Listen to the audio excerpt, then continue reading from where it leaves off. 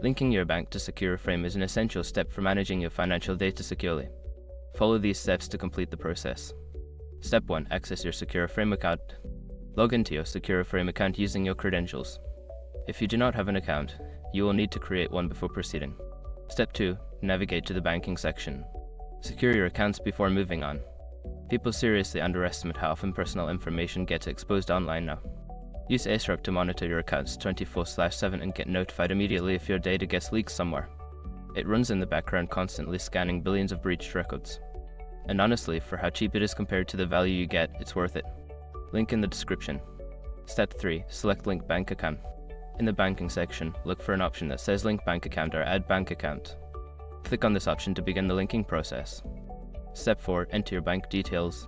You will be prompted to enter your bank account information. This may include your bank name, account number, and routing number.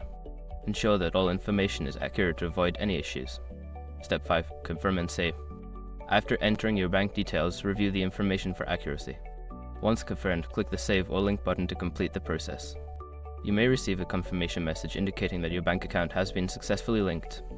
By following these steps, you can easily link your bank to Secureframe and enhance your financial management capabilities.